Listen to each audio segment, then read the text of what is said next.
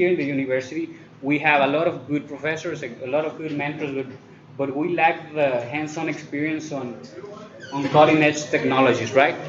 You rarely see anything related with robotics here, and so that's a real hazard if you want to really like get into robotics as a professional.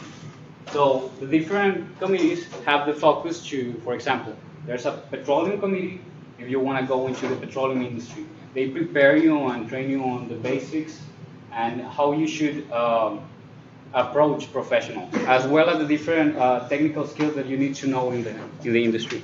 Well, and Eric's not here, he has a lab, but decided to start the mechatronics committee as a merge of mechanical, computer science, and electrical committees that we used to have. I know was been wanting to participate in the intelligent ground vehicle competition. It's been 27 years since the first intelligent ground vehicle competition, and it's a really big project that I believe is going to bring a lot to all of us as a team. So, so let's just go over the mission and vision that I developed for this committee, right? Because you won't get nowhere if you don't have like a goal or a plan. So I decided to make this small mission and vision. So mission is to prepare you guys to compete with professional engineers in the field of robotics and mechatronics. Kind of repetitive, but and the mission for this year again is go and participate in the intelligent ground vehicle competition in Rochester, Michigan. That's an international competition, like I explained in the SHPE meeting. And the vision is like this will have an ultimate impact in the community. I believe when I had contact with students from all around the region 5 during the RLDC, right? RLDC 5, RLDC in 2018, I realized that very few actually know what the Rio Grande Gas Valley is. They honestly, they think that the southernmost part of the United States is San Antonio. And I think that it would be excellent to participate more and to just be proud of being part of UTRGV outside of the university. Because that's actually going to enrich the university, enrich us, and bring a lot more resources for the future.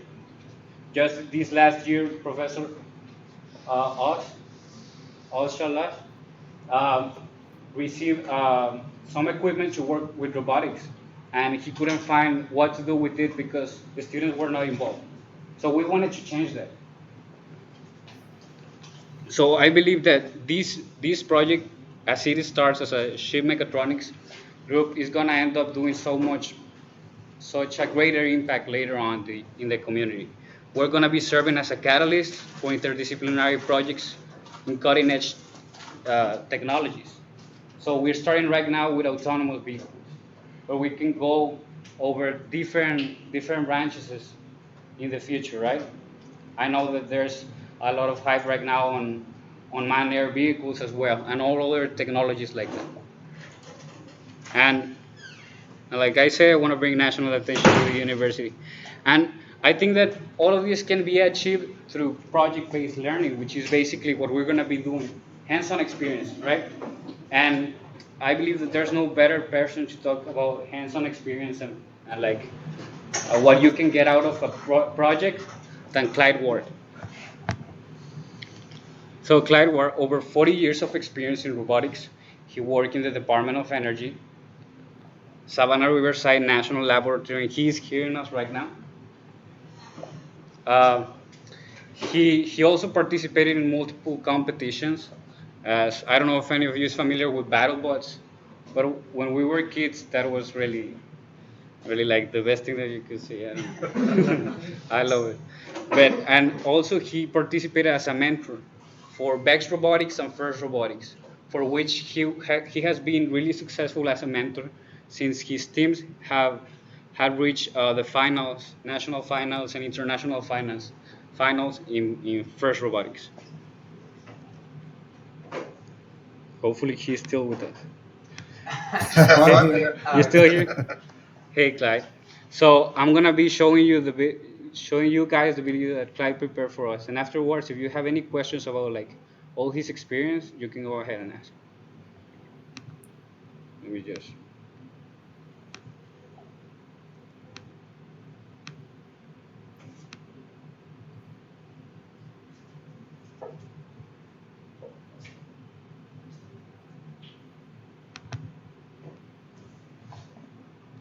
Give me a second, I think.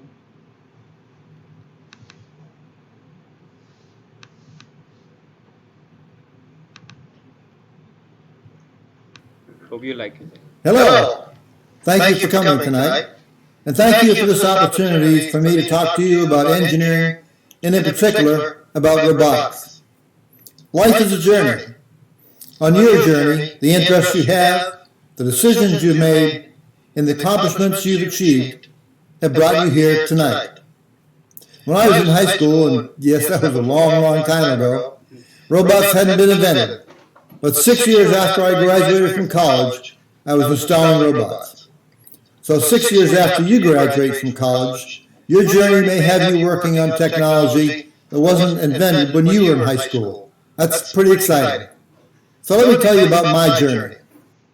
I was born in Arlington, Massachusetts, a suburb of Boston, in 1944. My dad was a house painter. He only made it through the 10th grade, then he had to go out and support himself. But he and my mom sacrificed so that my brother and I could not only graduate from high school, but also graduate from college.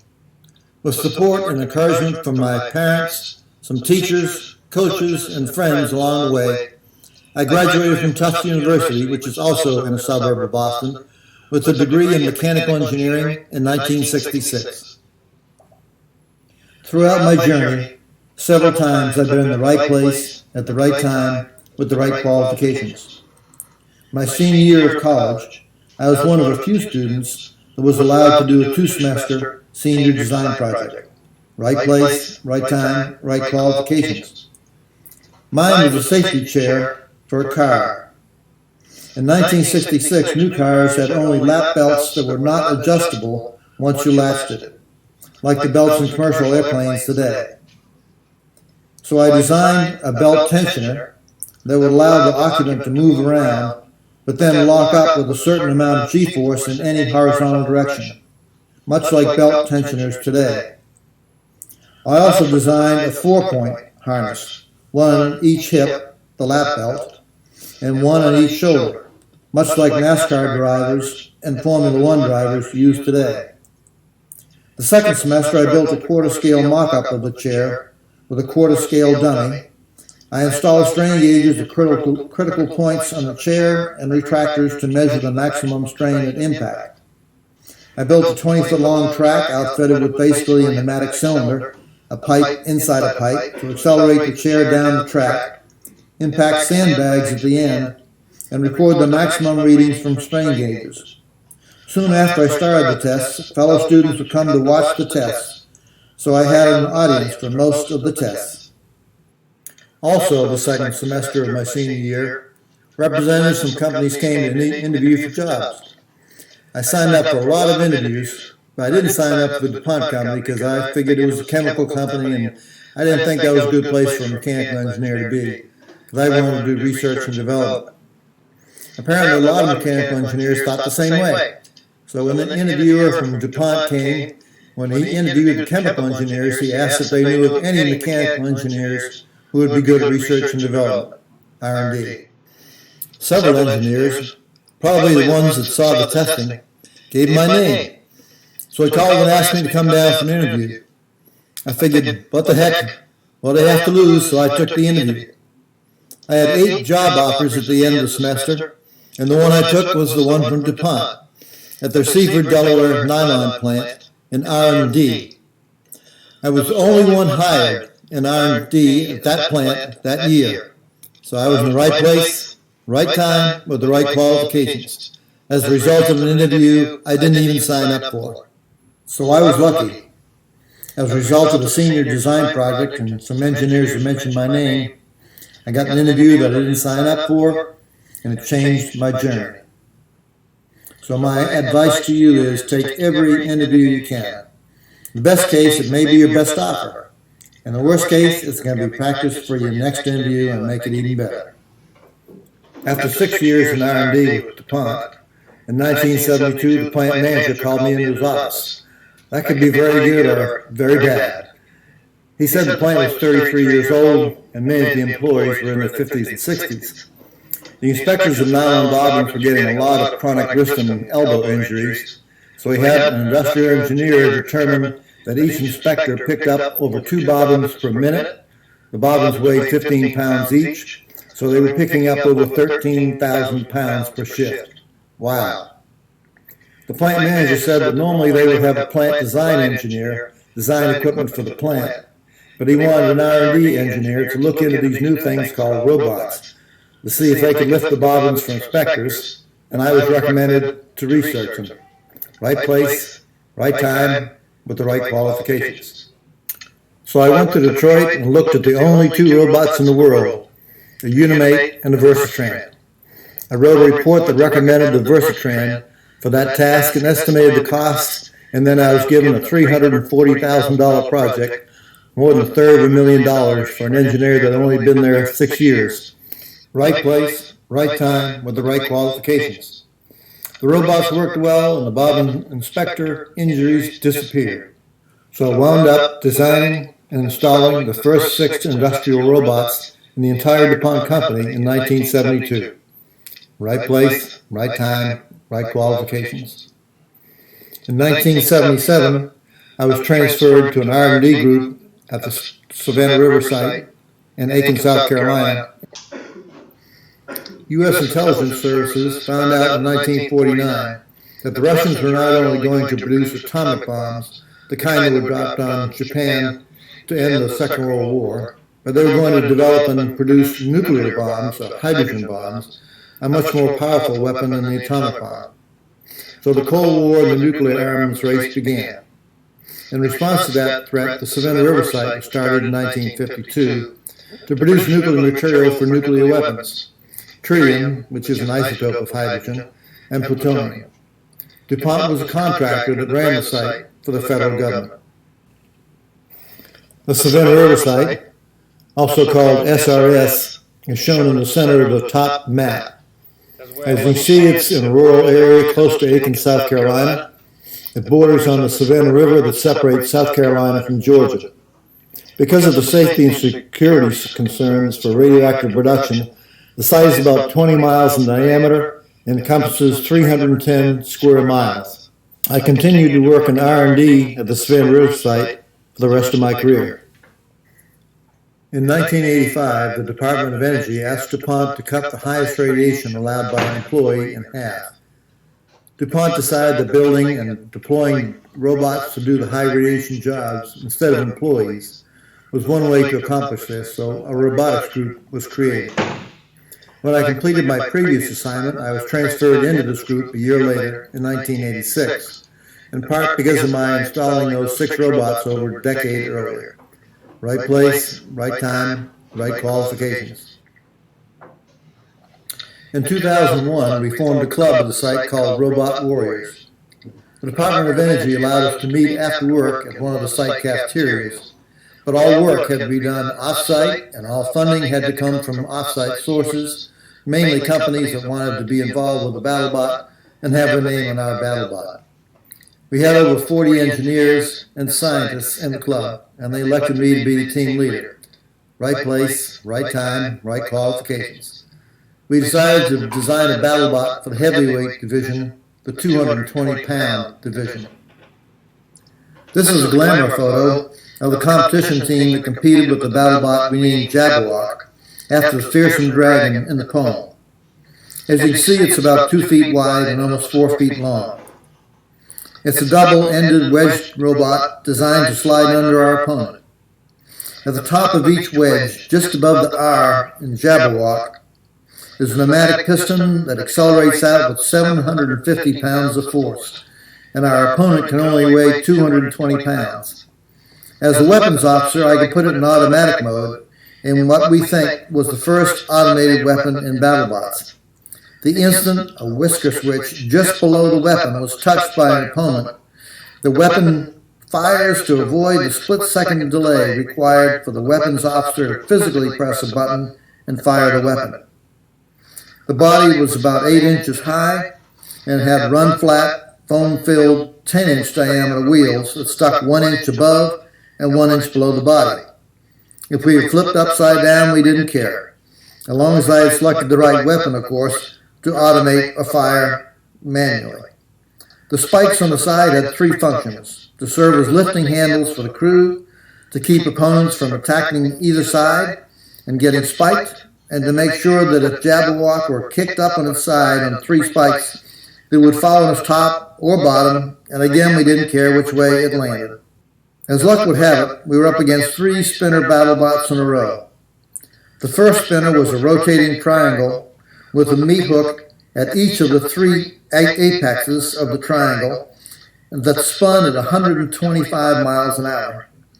We knew our aluminum wedge couldn't withstand that kind of impact from a sharp meat hook, so we removed both weapons, saving 18 pounds, and we put 18 pounds of bulletproof glass, polycarbonate, over the front wedge. We killed our first 2 opponents in less than 30 seconds each, so we were pretty confident going into our third battle against Mauler 5150, a veteran BattleBot and a popular BattleBot toy at Walmart. This is the video on Comedy Central in 2001. Hey, let's move on. When we get back, it's Jabberwock and Mauler 5150 in a heavyweight meat and beef. Stick around. Clyde Ward, Jabberwock, Aiken, South Carolina. Morgan Allen, Tilford. Mauler 5150, Portola Valley, California. All right, time to see who's the better bot. Red Driver, are you ready? I'm ready. Jabberwock, are you ready? Blue Driver, are you ready? Ready! Mauler 5150 is The ready. chicken is ready, so waiting. The box is locked, the lights are on. It's robot fighting time. Mauler.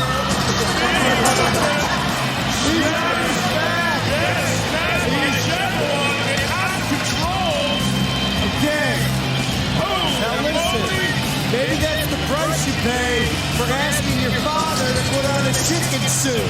That's the price you pay when you grab hold of an electric fence. Look at that! Mauler totally out of control. He's still alive. Convulsing on the BattleBox floor. Jabberwock apparently puzzled at what to do. Gets that wedge under Mauler. And he's carefully guiding the spin bot into the kill spot. At this point, we thought we had won. Mauler was upside down with no control. Maybe because it was a popular toy, the officials wouldn't count him out, and the team wouldn't quit. It was cut by one of the buzzsaws, and we pushed it into another buzzsaw, so we decided to push him into the pulverizer. The pulverizer comes down with over a ton of force. So I'll fast forward here to save time.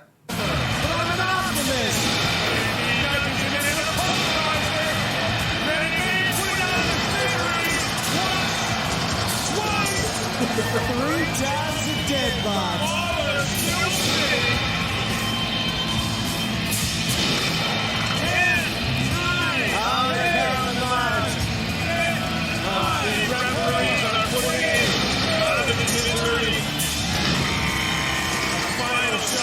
Pulverizer, and this one is over. The crowd continues to love Mauler even though every hit lets him down. It's one hit, one time, one tap from Jabberwock into the screws and on his back, and then Stay tuned for more BattleBots. Jabberwock, the right time, the right place, with the right qualifications. In 2002, the Aiken County School District decided to start a county-wide robotics team. They found a pre-engineering teacher to be the coach and were looking for mentors to work with them and the students. Some of the students saw the video you just saw on Comedy Central and asked the coach to call me.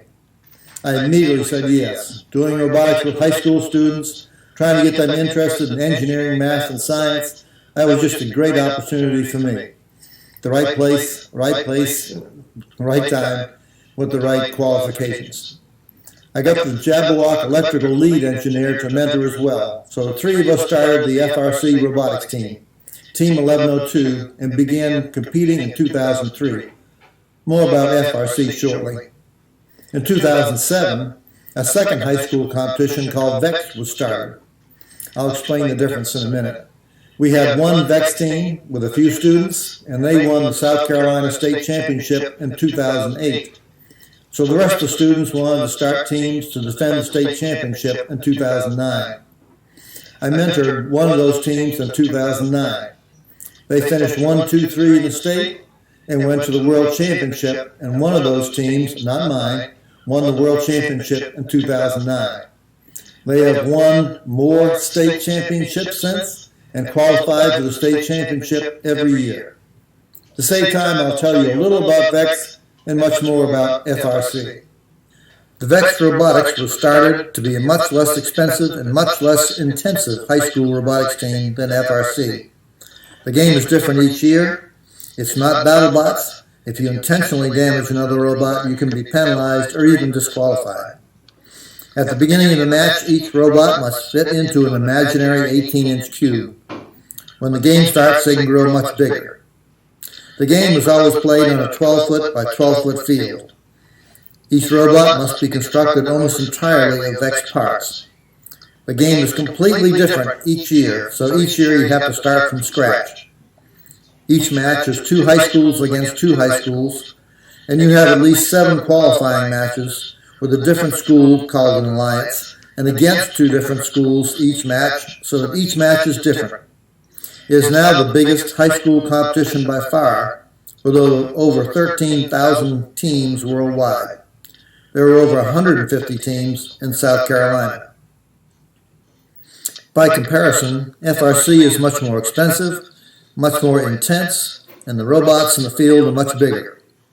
You only have 6.5 weeks to build a robot in January and February, so very intense, like the real world. The robot has to weigh less than 145 pounds. The size varies each year, but last year it could be 28 inches by 36 inches by 55 inches.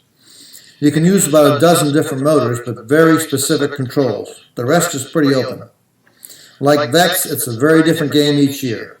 The matches are 3 high schools against 3 high schools, with at least 7 qualifying matches, with different partners and opponents each match, like VEX. The robots are much bigger and the field is much bigger. It's 26 feet by 56 feet, about the size of a singles tennis court. There are over 6,000 teams worldwide, less than half the number of VEX teams, but still a lot. But it's what I call the big league. Much bigger crowds, much bigger venues, and much more hype. Let's pause for a commercial announcement. There are 4 FRC teams in Edinburgh that would love to have you as a mentor. Okay, back to our regularly scheduled program. Every team in the world gets the rules for the game the first Saturday in January, and they get to see the following video that gives you an overview of the game. This is the reveal in January of this year. Welcome to the 2018 First Robotics Competition, and this year's game, First Power Up. 2 alliances of video game characters and human operators are trapped in an arcade game. To escape, alliances use power cubes to control switches and the scale, pass power cubes through the exchange for power-ups, and ascend to face the boss. Teams may preload up to 1 power cube per robot. Additional power cubes are available in the power cube piles, along the fence nearest the scale, and in each alliance portal. At the start of the match, the plates of the scale and the switches are randomized. During the first 15 seconds, robots are autonomous. They work to cross their auto line and place power cubes on the switch and the scale. Alliances who successfully own their switch and have 3 robots cross the auto line will receive 1 ranking point. During the following 2-minute and 15-second teleoperated period, human operators remotely control their robots. They continue to gather power cubes to place on the scale and the switches to gain ownership for the longest time, earning points for each second of ownership. human operators behind the Alliance Station wall collect power cubes for the exchange. They can deliver them back to the robots through the return or to their vault. In the vault, power cubes may be traded in for 3 power-ups. Alliances choose when in the match to activate each power-up to gain a temporary advantage during the match. The Force power-up gives an Alliance ownership of their switch, the scale, or both. The Boost power-up increases scoring for 10 seconds for either their switch, the scale, or both. And near the end of the match, Levitate earns one member of the Alliance a free climb. Other Alliance members climb from their platform. If all 3 members successfully climb, the Alliance can face the boss and gain an additional ranking point. The Alliance that earns the most points wins the match and defeats the boss. Okay, you got all that? We compete in Georgia in FRC. Going into the Georgia Championship, we ranked number 1 because of our previous 2 rankings and our total scoring in 2 qualifiers. We maintained our number 1 ranking through the Georgia Championship and got the first and last pick of teams for our Alliance. The quarterfinals, semifinals, and finals are all best of 3 matches. Our Alliance was undefeated, 2-0 in the quarterfinals and semifinals, and we won the first match in the finals. Here's the second match of the finals. If we win the second match, we would become the Georgia champions. We're in the right state, with the right time, and a great robot and team. Here it is. We're going to be on the lower left-hand side.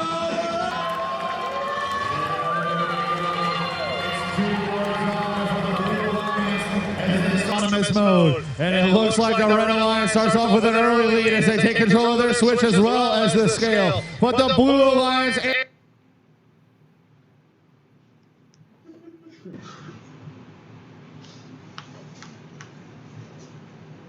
is right back, balancing out that scale.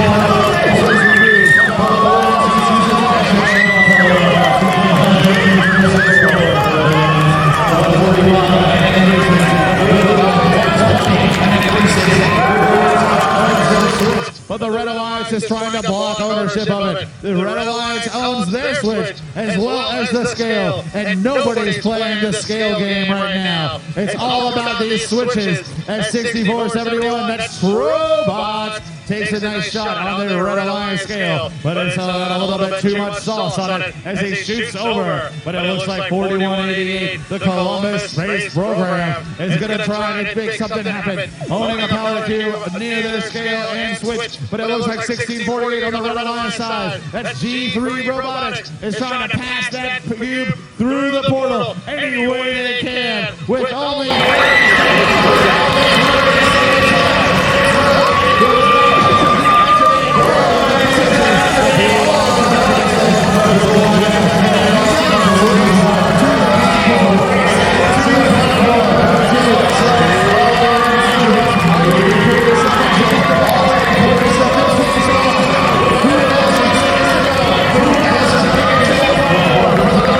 circles. The Blue Alliance already pulled up. 3, 2, 1. And it looks like the Red Alliance may be our champs. Time for the final scores. Look up to the big board. If the Red Alliance wins, they are our champions. And they did!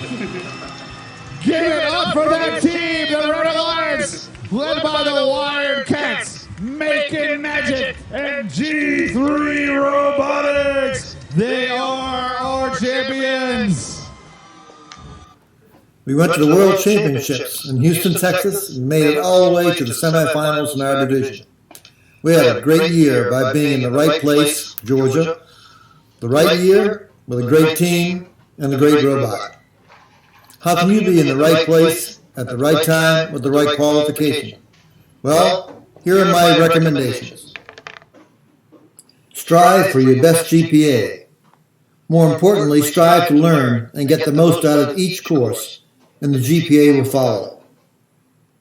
Maintain your GPA, don't let it suffer, but do more to set yourself apart. Here's some ways you can do that. Join the Intelligent Ground Vehicle Team. Companies are looking for graduates that can help them improve self-driving vehicles. Become a mentor. There are 4 FRC teams in Edinburgh and 1 VEX team in Westlaco. I'll provide John with information on how to connect with a team and see if that's a good fit for you. Write a proposal for a grant on something you're interested in. You could get paid for that work, and you can learn a lot, and it would look good on a resume. Take a summer course if you can. John can tell you about the one he took in South Carolina. Look for an internship, especially in an area you are interested in. Learn by doing in the real world and find out if you are passionate about it or not. If you have senior projects available, propose one. Lastly, don't be like me. I was lucky. Take every interview for an internship or a job, even if it doesn't look like a good fit. At best, it may actually be a good fit. At worst, it'll give you practice for your next interview. Thanks for your time and attention, and I wish the best for all of you.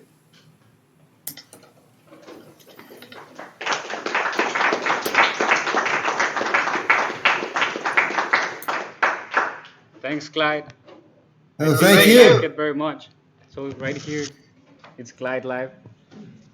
That was all his. I should recognize a couple of you out there. How you doing?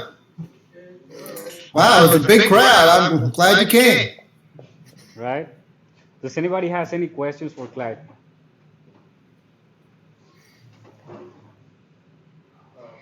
Yes, sir. Can you hear me? I can.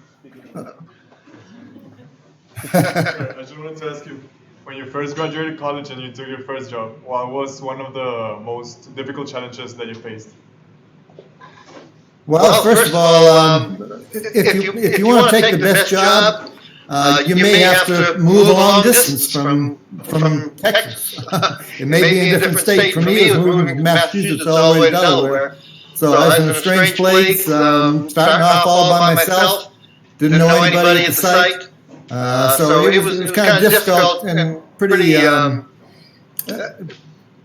difficult to figure out how you're going to operate, and if you can compete with these guys, if you can fit in with the team, and if you can do well. So it really takes a lot of courage to speak up and to mention things that you think might be a good idea when you're looking at a different project.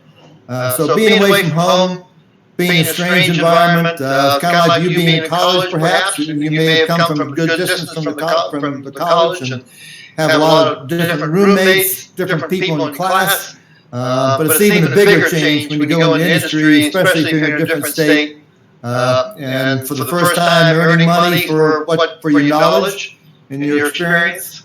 So that was the biggest challenge, I guess, was just being in a different state, much different situation, and hoping you could compete and do well in a new job. Great question.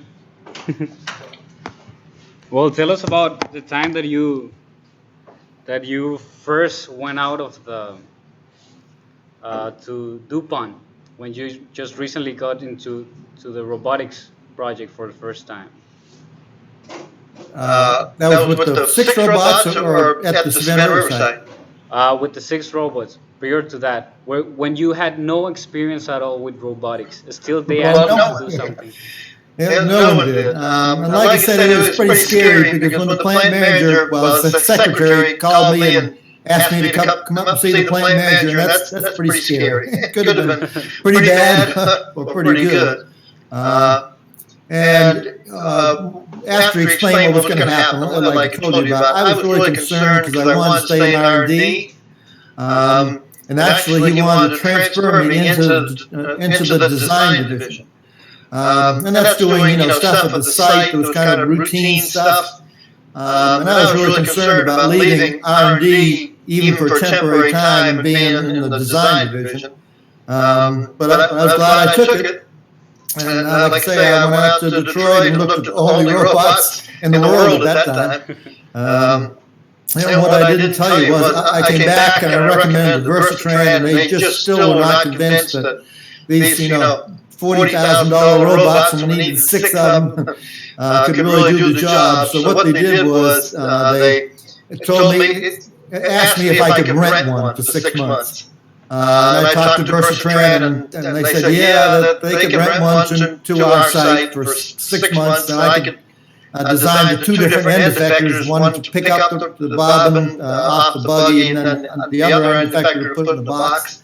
So for 6 months, I had to program it and then had to design those end effectors to do the job. What programming language did you use? What programming language did you use to program? Well, we did. That was before PCs. And the PCs make a huge difference. That was about 1980. At that time, it was all proprietary. And believe it or not, the Unimate, which is the world's first industrial robot, it went into General Motors about 63, 64. It had a drum sequencer. You may not know what player pianos are, but they have a drum inside and a bunch of pegs sticking out that represent each key on the piano.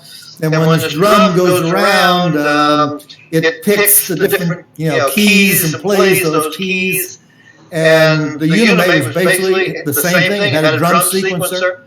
It had 27 different pins to pick the 6 different motions that it had. It was 6 degree freedom robot. But it would rotate from one to the next set of pins, and that would pick 6 different degrees of freedom in those 6 different ones, and then tell it where that had to go to for that step. And then when they all arrived at that step, then it would sequence and pick 6 different or maybe 2 different pins and change it. So that was really archaic. Versatran was actually solid state. And it had 60 different steps. And you could actually go in and program and tell them which in each of the 60 different steps what different degrees of freedom would be chosen of the 6. There's also 6 degrees of freedom. And so I chose that. So really, does anybody know how many degrees of freedom you need to have full range of motion? Just real quick. Just 6, right? 6 degrees of freedom is the minimum number of degrees of freedom you need to have a full range of motion around it. It's something really good to know, and when you go to interviews, that's one of the first things they ask you because it's so fundamental. Right. And those 6 degrees of freedom, 3 of them are positions, so that's X, Y, and Z. So it tells the wrist, typically, the end effector, where it should be in X, Y, and Z space. So that's 3. And then the other 3, I use the analogy of an airplane, so it's pan, roll, and tilt. And with pan, roll, and tilt, you can put the end effector when it goes to that X, Y, Z position. Then it can go to all 3 of pan, roll, and tilt, and that would put it at any angle you want in free space. So that's the 6. Great, thank you. Do you have any advice before we start working with the intelligent ground vehicle? I know most of us are not familiar with autonomous vehicles, and you've been working with quite some on the Savannah Riverside. So. Sure. Well, I like it. It's a competition. And it's a competition similar to FRC and VEX. And what we do every year is we go out and look, we go to YouTube, and some of the teams actually make YouTube videos of their robot. And in the last 10 years or so, there's about 6 or 8 teams, and some of them are university teams. Some of them are company teams, and they get support from some of the vendors like VEX and Andy Mark is another one, and several different vendors. And they build a robot in 3 days. At the very beginning, you only have 6.5 weeks, but they build one in a weekend, 3.5 days. And we look at every one of those to see what kind of works and what doesn't work, get some ideas. And then we go to YouTube, and sometimes we do not post what we do. We keep ours secret till we get to our first competition. Other teams, they go out and they post what they can do before they even go to competition. So we look at every one of those videos and see what is successful, what works well, how we can make ours work better, what we might want to add to ours. And I believe you can do the same thing. You can go to the past. You can probably go on YouTube and look at the past competitions and the intelligent ground vehicle competition. Look at them and see what you think is the best way to go. And then, of course, to be successful, you've got to do them one better. You've got to see what the best robots were in the competition last year, and then come up with ideas on how you can improve on what they did, the most successful robots. Yeah, I already have my eye on some of those universities already. So, and Good. we have a whole year to come up with these projects, so we have plenty of time, and we have a lot of manpower right here, so we can come up with it realistically. Manpower and woman power. And woman power, right? Yeah, right. That's right. Well, I'm gonna go ahead and like to thank you, and if anybody would like to say, all right. Say bye, please. Thank you for your time, and best of luck for you. Bye-bye. Thank you so much, Clyde. Thank you again.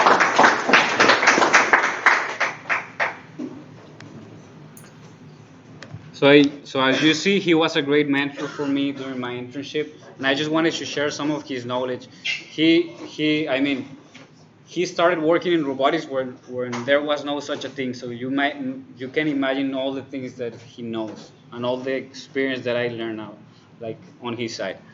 And so let's get to work, right? So the intelligent ground vehicle competition is the The intelligent ground vehicle competition is an interdisciplinary competition in Michigan, right? And basically the objective is to make a completely autonomous vehicle capable to go through a track in between two lines and finish this track completely. It is a very complicated problem in computer science as well as in robotics, since how are you gonna make a robot realize what it is looking at? For a robot, all it is looking at is a bunch of arrays of different colors, right? Not even colors, it's looking at different numbers, ones and threes. So it is a really complicated problem. But thanks to the open source community and everything that we have available, we can use platforms such as Simulink, MATLAB, Python, open computer science, and the many other tools that we have available. Even Stanford has developed already an environment which is called ROS, Robot Operating System. That's right now a standard in industry. And if you know how to use that tool, it's going to get you a long way in robotics. Even nowadays, that the impact in robotics in industry is accelerating as time is going by. Right? Nowadays, it's much easier to just make a robot than pay a people for care and everything to do their job, because you get rid of so many safety risks. And what? How are we gonna do it?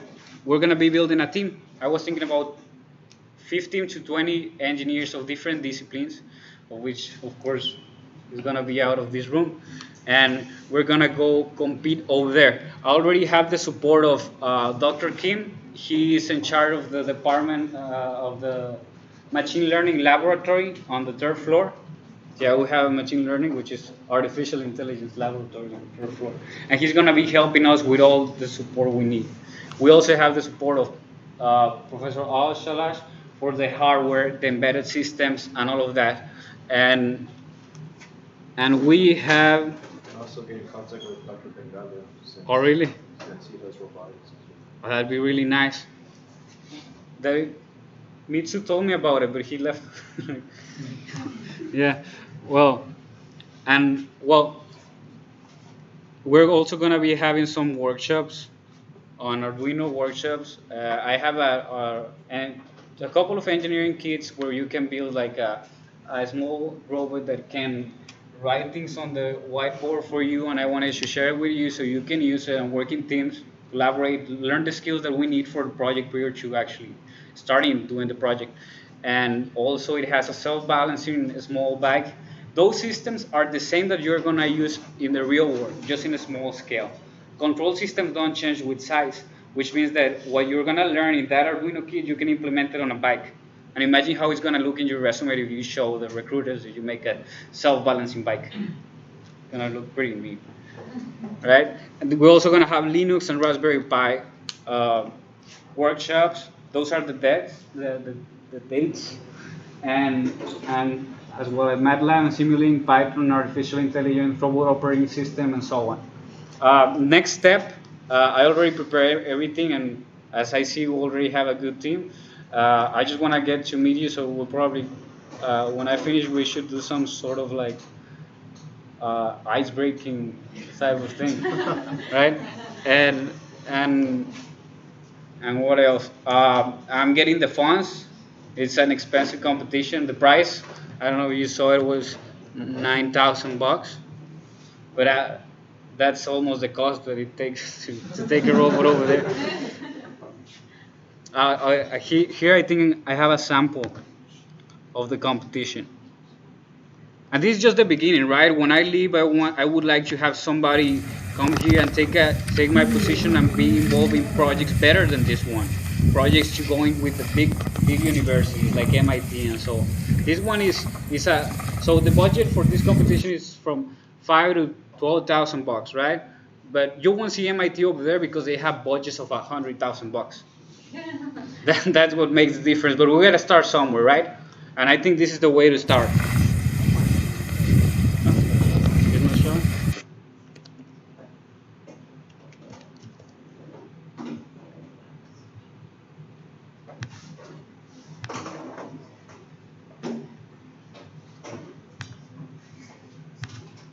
So as you can see, that's Michigan Dearborn University, and that's everything in that vehicle is completely made on house.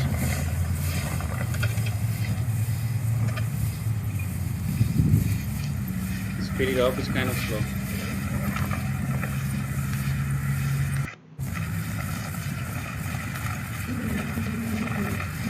But that's a really complicated problem to solve. Completely by itself. Nobody is controlling it. The guy, the judge, has a control on the head, but just for safety factors. So you gotta make a loop in case something happens. You can completely shut it off. As you see, one of the objectives is to carry that payload. The competition, we're gonna be. That's fine. You see over there, there's gonna come up one of the difficulties with this competition. The way out of that like place is straight in front of it, but you cannot recognize it.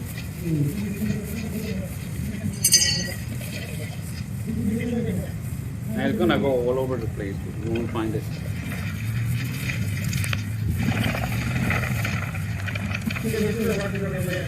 You see?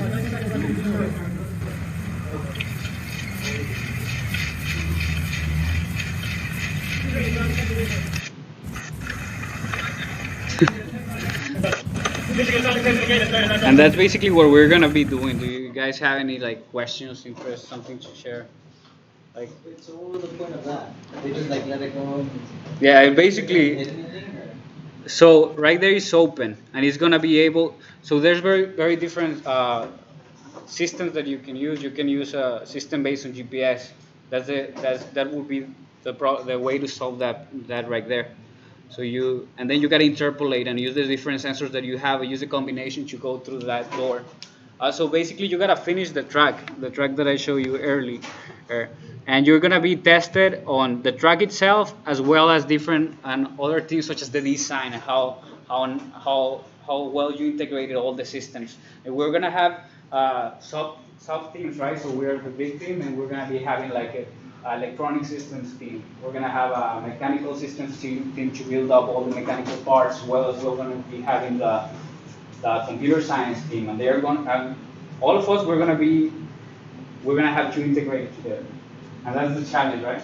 And I put the problem in front of you, and I just want to know what, so we can start working. And more than likely, we're gonna meet again in two weeks, so I can go into the details of the competition, all of the requirements for the vehicle itself, so we can start with the design phase.